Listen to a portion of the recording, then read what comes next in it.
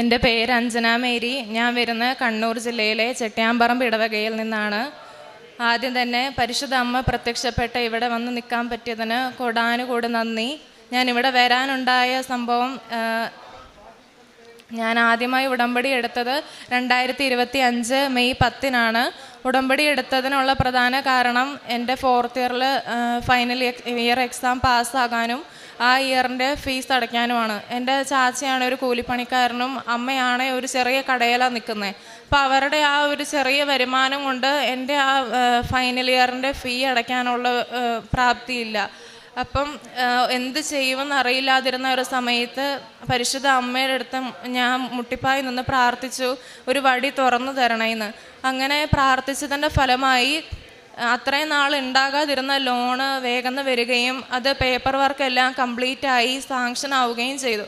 അങ്ങനെ ഒരു 3/4 ഫീസ് ഞാൻ അടച്ചു. അപ്പം ഞങ്ങൾ ഡിസംബറിൽ കോളേജിൽ നിന്ന് പറഞ്ഞു വിടുന്നതിന് മുമ്പായിട്ട് ഫുൾ ഫീസ് അടച്ചാലേ നമ്മൾ എവിടെ നിന്ന് ഇറക്കത്തുള്ളൂ.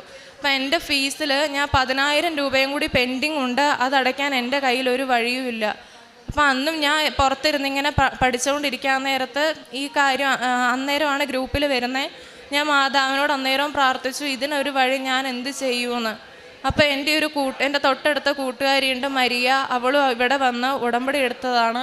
മരിയ എൻ്റെ അടുത്ത് വന്നിട്ട് ഫീസിൻ്റെ കാര്യമൊക്കെ ചോദിച്ചിട്ട് പറഞ്ഞു, നിനക്കിനി എത്ര രൂപയും കൂടി ബാക്കിയുണ്ടെന്ന്. അപ്പം ഞാൻ പറഞ്ഞു 10,000 രൂപയും കൂടി ഉണ്ട്, നാളെയാണ് അടയ്ക്കേണ്ട ഡേറ്റ്, എന്ത് ചെയ്യണമെന്ന് എനിക്കറിയില്ല എന്ന്. അപ്പം മരിയ പറഞ്ഞു, ഞാൻ നിൻ്റെ കൂടെ വരാം, നമുക്കൊന്നിച്ച് കോളേജിൽ പോകാമെന്ന് പറഞ്ഞു. ഞാൻ കോളേജിൽ ചെന്നു, മാമിനെ കണ്ടു. അപ്പോൾ എൻ്റെ ഹോൾ ടിക്കറ്റ് മാത്രമേ അവിടെ അന്നേരം അപ്ലൈ ചെയ്യാനുള്ളൂ, ഫീസ് അടയ്ക്കാത്തതുകൊണ്ട്. ബാക്കി എല്ലാവരുടെയും കൊടുത്തു കഴിഞ്ഞു. മരിയ അല്ല, അവിടെ മാതാവാണ് മരിയെ പറഞ്ഞു വിട്ടത്. സമയ ചുരുക്കത്തിൻ്റെ സഞ്ചാരി മാതാവ് കുറഞ്ഞ 1 മണിക്കൂർ കൊണ്ട് 10,000 രൂപ മരിയ വഴി എനിക്ക് റെഡിയാക്കി തന്നു. അത് മാതാവ് അയച്ചെന്ന് എനിക്ക് മനസ്സിലായ കാര്യം, മരിയയ്ക്ക് 1st year 2nd ഇയറും 3rd ഇയറും സപ്ലി exam ഉണ്ടായിരുന്നു. അപ്പം 3rd ഇയറിലെ സപ്ലിയുടെ സമയത്താണ് മരിയ എക്സാം എല്ലാം ക്ലിയർ ആകാൻ നിൽക്കുന്നത്. അന്ന് ഞങ്ങൾ അതിന് മുന്നേ ചർച്ച് പെർമിഷൻ കിട്ടിയപ്പോൾ പള്ളിയിൽ പോയി വിശുദ്ധ കുർബാനയിലായിരിക്കുന്ന സമയത്ത് നേർച്ച ഇടാൻ എൻ്റെ കയ്യിൽ ഒരു 10 രൂപയുണ്ട്. അന്ന് ഞാൻ ഉടമ്പടിയിലാണ്. അപ്പം എൻ്റെ മനസ്സിൽ ഇങ്ങനെ പറയുക, ഈ 10 രൂപ എന്നേക്കാളും അവകാശപ്പെട്ടത് മരിയയാണ്, മരിയയ്ക്ക് വേണം ഇത് കൊടുക്കാനെന്ന്. അന്നേരം മരിയ എൻ്റെ തൊട്ടടുത്ത് നിന്ന് കരഞ്ഞുകൊണ്ട് അവൾ പ്രാർത്ഥിക്കുന്നുണ്ട്. ഞാൻ ആ പൈസ മരിയയ്ക്ക് കൊടുത്തു, 10 രൂപ. ആ 10 രൂപയാണ് എൻ്റെ ഫീസായിട്ട് 10,000 രൂപയാക്കി മാതാവ് എനിക്ക് തന്ന് ഫീസ് അടച്ചത്. അതിന് മാതാവിന് കൊടാനുകൂടി നന്ദി.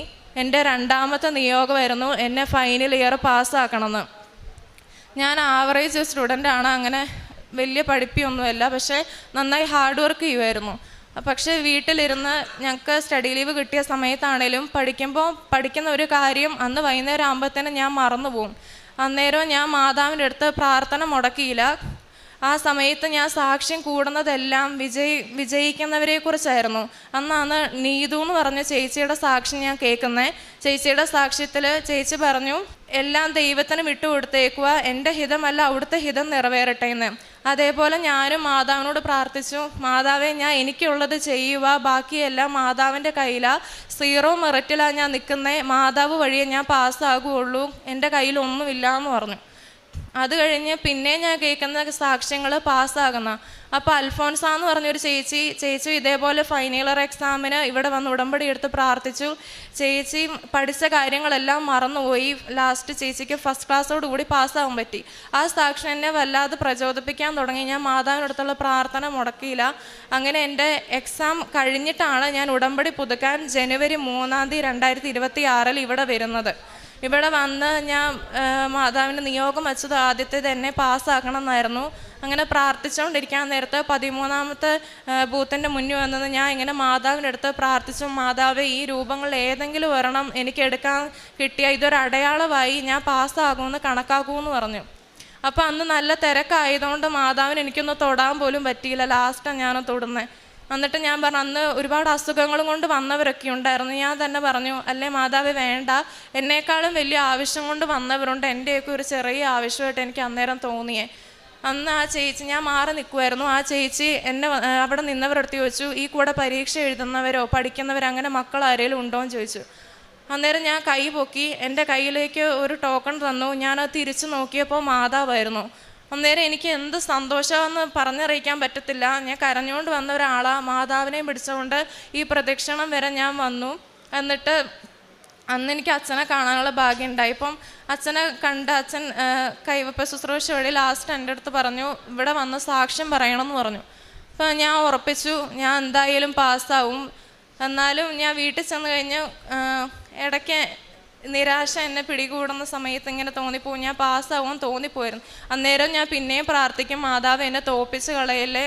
Not by merit but by grace ആണ് ഉടമ്പടിയുടെ പ്രിൻസിപ്പിൾ. അതേപോലെ എൻ്റെ കഴിവിലല്ല, ദൈവത്തിൻ്റെ കൃപയാൽ എന്നെ പാസ്സാക്കണേന്ന്. ഞാൻ പഠിച്ച കാര്യങ്ങളെല്ലാം മറന്നുപോയി. എക്സാം ഹാളിൽ കയറാൻ നേരത്ത് ഞാൻ കരഞ്ഞുകൊണ്ടാണ് കയറുന്നത്. ഒരു കാര്യം എനിക്ക് ഓർമ്മയുണ്ടായിരുന്നില്ല.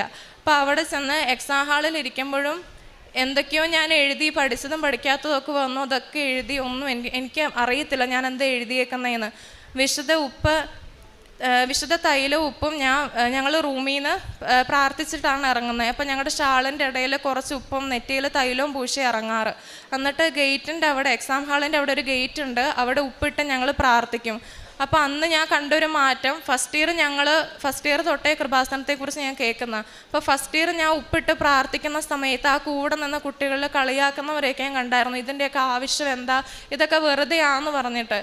എന്നിട്ട് അന്ന് കുറച്ച് ഉപ്പേ ഞാൻ ആ ഗേറ്റിൻ്റെ അവിടെ കണ്ടുള്ളൂ. പക്ഷേ ഫൈനൽ ഇയറിൻ്റെ എക്സാമിന് ഞാൻ ഉപ്പിടാൻ പോയപ്പോൾ എനിക്ക് മുന്നേ ആളുകൾ ഒരുപാട് പേര്, ഒരു 60 പേരിൽ 40ഓളം ആൾക്കാർ കൃപാസനത്തെക്കുറിച്ച് അറിഞ്ഞ വിശ്വാസമുള്ളവർ അവിടെ ഉപ്പിട്ട് പ്രാർത്ഥിച്ചിട്ടാണ് അകത്തേക്ക് കയറിയത്. ഞാനും വിശ്വാസ പ്രമാണം ചൊല്ലി പ്രാർത്ഥിച്ച് അകത്തേക്ക് കയറി. എൻ്റെ ഹോൾ ടിക്കറ്റിലായിക്കോട്ടെ ബുക്ക്ലെറ്റിലായിക്കോട്ടെ ഞാൻ എൻ്റെ കഴുത്തിലൊക്കെ ഉപ്പുണ്ടായിരുന്നു. ഞാനത് രണ്ട് തരിയൊക്കെ ഉള്ളൂ, ഞാൻ അത്രയും അത് ഇട്ട് വിശ്വാസ പ്രമാണം ചൊല്ലി പ്രാർത്ഥിച്ചിട്ട് പറഞ്ഞു, not by merit but by grace. എൻ്റെ കയ്യിൽ ഒരു മെറിറ്റുമില്ല, ഞാൻ 0 ആയിട്ടാണ് നിൽക്കുന്നത്. അമ്മ വേണം എന്നെ പാസ്സാക്കാനെന്ന് പറഞ്ഞു. അങ്ങനെ കരഞ്ഞുകൊണ്ട് തന്നെ ഇറങ്ങി. വേറെ വഴിയൊന്നുമില്ലായിരുന്നു എൻ്റെ കയ്യിൽ. പ്രാർത്ഥന ഞാൻ മുടക്കിയില്ല. ആ സമയത്ത് സാക്ഷ്യം കേട്ടോണ്ടിരുന്നു. അന്നും കേൾക്കുന്ന സാക്ഷ്യം ഞാൻ പാസ്സാക്കുന്നതായിരുന്നു. അങ്ങനെ മാർച്ച് 4 വൈകുന്നേരം എൻ്റെ റിസൾട്ട് പബ്ലിഷ് ചെയ്തു. അതിൽ ഞാൻ ജസ്റ്റ് പാസ്സാകണമെന്ന് പ്രാർത്ഥിച്ചെടുത്ത് എന്നെ ഫസ്റ്റ് ക്ലാസ്സോടുകൂടി അമ്മ മാതാവ് എന്നെ പാസ്സാക്കി. അതിന് കൂടി നന്ദി. ഞാൻ എൻ്റെ പ്രേക്ഷിത പ്രവർത്തനമായിട്ട് ചെയ്തുകൊണ്ടിരുന്ന, ആദ്യം ഞാൻ ഇവിടുന്ന് കൃപാസന പത്രം എൻ്റെ ഹോസ്റ്റലിലായിരുന്നു കൊടുത്തുകൊണ്ടിരുന്നത്. ഞങ്ങൾക്ക് അതിനെ വഴി ഉണ്ടായിരുന്നുള്ള ആ സമയത്ത്. അത് കഴിഞ്ഞ് ആ സമയത്ത് അക്രൈസ്തവ പിള്ളേരൊക്കെ ഉണ്ടാവും. അപ്പോൾ എൻ്റെ അടുത്ത് വന്ന് ചോദിക്കുമ്പം അവരെക്കുറിച്ച് കൃപാസനത്തെക്കുറിച്ചും ജപമാലയെക്കുറിച്ചൊക്കെ പറഞ്ഞു കൊടുക്കും. അങ്ങനെ അവർ ജപമാല ചൊല്ലാൻ തുടങ്ങി, ഇവിടെ വന്ന് ഉടമ്പടി എടുക്കാൻ തുടങ്ങി. അത് കഴിഞ്ഞ് ഞാൻ ഇവിടെ ഉടമ്പടി പുതുക്കി കഴിഞ്ഞ് തിരിച്ചു ചെന്നപ്പോൾ പ്രേക്ഷിത പ്രവർത്തനമായിട്ട് എൻ്റെ മനസ്സിൽ പറയാൻ വീട് വഴി കയറി കൊടുക്കണമെന്ന്. അങ്ങനെ ഞാൻ വീട് വഴി കയറി കൃപാസന പത്രം കൊടുത്തുകൊണ്ടിരുന്നു. അപ്പം ആ ചേച്ചിമാരൊക്കെ എനിക്ക് ധൈര്യം തന്നുകൊണ്ടിരുന്നു. ഈ വഴി ആരും വരാറില്ല, മോൾ ആദ്യമായിട്ട് വരുന്നതെന്ന് പറഞ്ഞ് അവർ സന്തോഷത്തോടെ സ്വീകരിച്ചു പത്രം. അത് കഴിഞ്ഞ് ഒരാഴ്ച കഴിയുമ്പോൾ ഞാൻ ആ പത്രം വിശ്വാസ പ്രമാണം ചൊല്ലിയേ കൊടുത്തുകൊണ്ടിരുന്നത്. എന്നിട്ട് ഞാനിങ്ങനെ മനസ്സിൽ പ്രാർത്ഥിച്ചു, ഇതിൽ ഒരാളെങ്കിലും ഉടമ്പടി എടുക്കാൻ ഞാൻ വഴി കാരണമാകണേന്ന്. അങ്ങനെ ഞാൻ ഒരു 2 ആഴ്ച കഴിഞ്ഞ് വിശുദ്ധ കുർബാനയ്ക്ക് പോകുന്ന നേരത്ത് അന്ന് പത്രം കൊടുത്ത ഒരു ചേച്ചി എന്നെ കാത്ത പള്ളിയിൽ നിൽപ്പുണ്ട്. ആ ചേച്ചി വന്ന് എൻ്റെ അടുത്ത് പറഞ്ഞു, മോൾ എങ്ങനെ കൃപാസനത്തിൽ പോയി, അവിടെ എങ്ങനെ ഉടമ്പടി എടുക്കണ്ടേന്ന് പറഞ്ഞ് ഞാൻ കാരണം അങ്ങനെ 4 പേര് കൃപാസനത്തിൽ വന്ന് ഉടമ്പടി എടുക്കാൻ കാരണമായി. കാരുണ്യപ്രവൃത്തിയായി ചെയ്തുകൊണ്ടിരുന്നത് ഞാൻ ഹോസ്റ്റലിലായിരുന്ന സമയത്ത് എന്നെക്കൊണ്ടാകുന്ന കാര്യങ്ങൾ, ഇപ്പോൾ പ്രൊജക്റ്റ് വർക്ക് പോലെയൊക്കെ വരുമ്പം അത് പറ്റാത്തവർക്ക് ചെയ്തു കൊടുക്കാനും, പഠിക്കാൻ ബുദ്ധിമുട്ടുള്ളവർ എൻ്റെ അടുത്ത് വന്ന് ഡൗട്ട് ചോദിക്കുമ്പോൾ അത് ക്ലിയർ ചെയ്ത് കൊടുക്കാനും സന്തോഷത്തോടെ ഞാൻ നിന്നു കൊടുത്തു. എൻ്റെ വീട്ടിലായിരുന്ന സമയത്ത് ഞങ്ങളുടെ അവിടെ സാമ്പത്തികമായിട്ട് സഹായിക്കാൻ എൻ്റെ കയ്യിലൊന്നുമില്ലായിരുന്നു. അപ്പം ഞങ്ങളുടെ ആ പരിസരത്തൊരു ചേച്ചി അങ്ങനെ നല്ല വസ്ത്രമൊന്നും ഇല്ലാതെ നിൽക്കുന്നുണ്ട്. അപ്പോൾ എൻ്റെ അമ്മ വഴി ഇങ്ങനെ പറഞ്ഞപ്പോൾ ഞങ്ങളുടെ കയ്യിൽ ഞങ്ങൾക്ക് ചെറുതായി പോയ വസ്ത്രങ്ങളും അത്യാവശ്യം നല്ല വസ്ത്രങ്ങൾ ഉപയോഗിക്കാത്തതൊക്കെ ഉണ്ട്. അങ്ങനെ ആ നല്ല വസ്ത്രങ്ങളെല്ലാം ആ ചേച്ചിക്ക് കൊടുത്ത് അന്നേരം ആ ചേച്ചിയുടെ മുഖത്തുണ്ടായ സന്തോഷം പൈസേനേക്കാൾ വലുതാണെന്ന് എനിക്ക് മനസ്സിലായി. കാരണം പൈസ ആയിരുന്നില്ല ആ ചേച്ചിക്ക് വേണ്ട, നല്ല വസ്ത്രമായിരുന്നു. ആത്മീയപരമായിട്ട് എനിക്ക് കിട്ടിയ മാറ്റം എന്ന് പറഞ്ഞാൽ, ഉടമ്പടിയിൽ പറയുന്നത് നമ്മുടെ വ്യക്തിയെ തന്നെയായിട്ട് ഉടമ്പടി സ്വീകരിക്കുക. നമ്മുടെ ഭൗതിക കാര്യങ്ങളോ നമ്മുടെ ആവശ്യങ്ങളല്ല, നമ്മളെ വ്യക്തിയെ തന്നെയായിട്ട് ഉടമ്പടി സ്വീകരിക്കുവാണ്. ആദ്യമൊക്കെ വെറുതെ കൂടിക്കൊണ്ടിരുന്ന വിശുദ്ധ കുർബാന പിന്നെ പിന്നെ മര്യാദയ്ക്ക് കൂടണം എന്നുള്ളൊരു ആഗ്രഹമായി. ആദ്യം അത് മാതാവിൽ നോക്കിക്കൂടി, പിന്നെ അത് വൈദികനെ നോക്കിക്കൂടി, ലാസ്റ്റ് അത് സക്രാരിയിൽ ഈശോനെ നോക്കിക്കൂടി. സർവാധിപൻ്റെ സമയത്ത് അൾത്താര തുറക്കുമ്പോൾ സ്വർഗം തുറക്കുന്ന ഒരു ഫീലോടുകൂടി വിശുദ്ധ കുർബാനയിൽ ഭക്തിപൂർവ്വം പങ്കെടുക്കാനും ജപമാല കൂടാനും എനിക്ക് കിട്ടിയ അനുഭവങ്ങൾ മറ്റുള്ളവരിലേക്ക് പങ്കുവയ്ക്കാനും എനിക്ക് സാധിച്ചു. എന്നെ ആത്മീയപരമായിട്ട് ഇത്രയും മാറ്റങ്ങളിലേക്ക് നയിച്ചതിനും എന്നെ 4th ഇയർ ഫുൾ പാസ് ആക്കിയതിനും എൻ്റെ ഫീസ് അടയ്ക്കാൻ സഹായിച്ചതിനും മാതാവ് വഴി എന്നെ ഇത്ര ഒരുക്കിയതിനും 1000 നന്ദി. അതോടൊപ്പം കഴിഞ്ഞ ദിവസം പരിശുദ്ധ അമ്മ എൻ്റെ മെഴുകുതിരിയിൽ പ്രത്യക്ഷപ്പെട്ടപ്പോൾ അമ്മ എന്നോടൊപ്പം ഉണ്ടെന്നുള്ള പൂർണ്ണ ശക്തി എനിക്ക് കിട്ടി. ഇത്രത്തോളം നന്ന അമ്മ മാതാവിനും തിരുക്കുമാരനും 1000 നന്ദി. എൻ്റെ ഈ സാക്ഷി ഞാനിവിടെ സമർപ്പിക്കുന്നു. 126 സങ്കീർത്തനം 2 തിരുവചനം. അന്ന് ഞങ്ങൾ പൊട്ടിച്ചിരിച്ചു, ഞങ്ങളുടെ നാവ് ആനന്ദാരവം മുഴക്കി. കർത്താവ് അവരുടെ ഇടയിൽ വൻകാര്യങ്ങൾ ചെയ്തിരിക്കുന്നുവെന്ന് ജനതകളുടെ ഇടയിൽ പ്രഘോഷിക്കപ്പെട്ടു. അഞ്ജന മേരിയുടെ വളരെ ശക്തമായ പ്രത്യക്ഷീകരണ സാക്ഷ്യമാണ് ഈ മകൾ ഇവിടെ അൾത്താരയിൽ പങ്കുവച്ചത്. സമയച്ചുരുക്കത്തിൻ്റെ അമ്മ കൃത്യസമയത്ത് ഇടപെട്ടുകൊണ്ട് തൻ്റെ ജീവിതഭാരം ലഘൂകരിക്കുകയും not by merit but by grace എന്ന ഉടമ്പടി അടിസ്ഥാനത്തിൽ ഈ മകളെ വളരെയധികം എടുത്തുയർത്തുകയും ചെയ്ത് പരിശുദ്ധ അമ്മയുടെ സാമീപ്യം നൽകി അനുഗ്രഹിച്ച ഒരു വളരെ ആത്മീയത നിറഞ്ഞ ഒരു സാക്ഷ്യമായിട്ട് നമുക്കിതിനെ വിലയിരുത്താം. മകൾ പറയുകയായിരുന്നു, എന്നേക്കാൾ കൂടുതൽ ആവശ്യമുള്ള എൻ്റെ കൂട്ടുകാരിക്ക് ഞാനൊരു 10 രൂപ നേർച്ചയിടാനായി കൊടുത്തപ്പോഴാണ് 10,000 രൂപയുടെ ഫീസ് അടയ്ക്കാനുണ്ടായ എൻ്റെ ആ വലിയൊരു സംഘർഷത്തിന് പരിശുദ്ധ അമ്മ പ്രതിഫലം നൽകിയതെന്ന്. ഇങ്ങനെ ഉടമ്പടി എടുത്തത് മുതൽ ഈ മകൾക്ക് എപ്പോഴും പരിശുദ്ധ അമ്മ കൂടെ നിൽക്കുന്ന വലിയ അത്ഭുതപ്പെടുത്തുന്ന വിസ്മയിപ്പിക്കുന്ന അനുഭവങ്ങളാണ് ഈ മകൾക്ക് ഉടമ്പടി ജീവിതത്തിൽ മൊത്തം ഉണ്ടായിട്ടുള്ളതെന്ന് സാക്ഷ്യപ്പെടുത്തുകയാണ്. അതുപോലെ സാക്ഷ്യങ്ങൾ കേൾക്കുന്നതിലൂടെയും നീതുവിൻ്റെയും അൽഫോൻസയുടെയും ഒക്കെ വിജയത്തിൻ്റെ സാക്ഷ്യങ്ങൾ കേട്ടപ്പോഴാണ് ഞാൻ വിളിക്കുന്ന ഈശോ എനിക്ക് ഉത്തരം നൽകും, പരിശുദ്ധ അമ്മ എനിക്ക് വേണ്ടി മാധ്യസ്ഥം ഉപേക്ഷിക്കുമെന്ന ഒരു വലിയ ധൈര്യം ഈ മകൾക്ക് ഉടമ്പടി ജീവിതത്തിലൂടെ ഉണ്ടായത്. തൻ്റെ എല്ലാ അയോഗ്യതകളെയും പരിശുദ്ധ അമ്മയെ പോലെ ഇതാ കർത്താവിൻ്റെ ദാസി എന്ന് പറഞ്ഞ് അടിയറ വയ്ക്കുവാനുള്ള ഒരു വലിയ ജീവിത അനുഭവം, ആധ്യാത്മികത ഈ മകൾക്ക് ലഭിച്ചത് ഉടമ്പടി ജീവിതത്തിലൂടെയാണ്. അങ്ങനെ ജീവിതം കൊണ്ട് മറ്റുള്ളവരെ ഈശോയിലേക്ക് കൊണ്ടുവരുവാനും തൻ്റെ തന്നെ അത്ഭുതങ്ങളും തൻ്റെ ജീവിതത്തിലുണ്ടാകുന്ന മാറ്റങ്ങളെല്ലാം മറ്റുള്ളവരെ പറഞ്ഞറിയിച്ചുകൊണ്ട് ഉടമ്പടി എന്താണെന്ന് പറഞ്ഞു കൊടുക്കുവാനും ജപമാല ചൊല്ലേണ്ടത് എങ്ങനെയാണെന്നെല്ലാം ആത്മീയതയോടെ വളരെ വിശുദ്ധിയോടെ അവരെ പഠിപ്പിക്കുവാനുള്ള വലിയ വലിയ കൃപകളും അഭിഷേകങ്ങളും അഞ്ജന മേരിക്ക് ഇന്ന് ലഭിച്ചതായി സാക്ഷ്യപ്പെടുത്തുകയാണ്. ആരും കയറി ചെല്ലാത്ത വീടുകളിലേക്ക് കയറി ചെന്നുകൊണ്ട് എന്താണ് ഉടമ്പടി എന്നും ഉടമ്പടി എടുക്കുമ്പോൾ നമുക്ക് ഈശോയെ ലഭിക്കുമെന്നെല്ലാം അഞ്ജനയ്ക്ക് വളരെ വ്യക്തമായും ശക്തമായും പറയുവാനുള്ള ഉൾപ്രേരണകളും ധൈര്യവും ആത്മീയ അധികാരവും എല്ലാം ഈ മകൾക്ക് ലഭിച്ചിരിക്കുകയാണ്.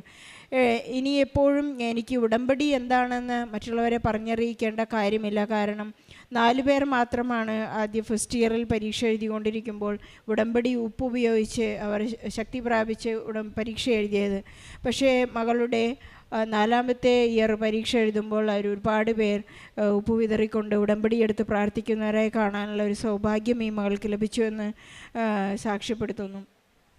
നമ്മുടെ ജീവിതത്തിലേക്ക് ഉടമ്പടി എന്താണെന്ന് മനസ്സിലാക്കുകയും ഈശോയെ വിശുദ്ധ ദിവ്യബലിയിലൂടെ സ്വീകരിക്കാനുള്ള വലിയ കൃപ ലഭിക്കുന്നതും ഈ ജീവിതത്തിലേക്ക് ജീവിതക്രമത്തിലേക്ക് വന്നപ്പോഴാണെന്ന് അഞ്ജന ഏറ്റുപറയുകയാണ്.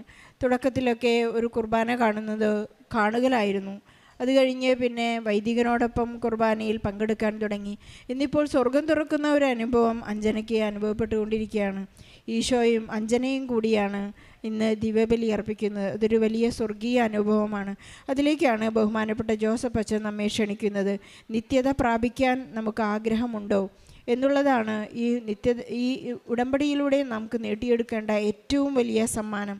അവിടെയാണ് ഈശോ പറയുന്നത്, ഒരു വലിയ നിധി കണ്ടെത്തിയാൽ തനിക്കുള്ളതെല്ലാം വിറ്റ് അത് നേടിയെടുക്കുന്ന ഒരു കർഷകനെ പോലെ ഒരു വ്യക്തിയെ പോലെ നാം മാറുന്നതാണ് ഉടമ്പടി ജീവിതമെന്ന് അഞ്ജന ജീവിതത്തിലൂടെ പഠിച്ചെടുത്തു കഴിഞ്ഞു.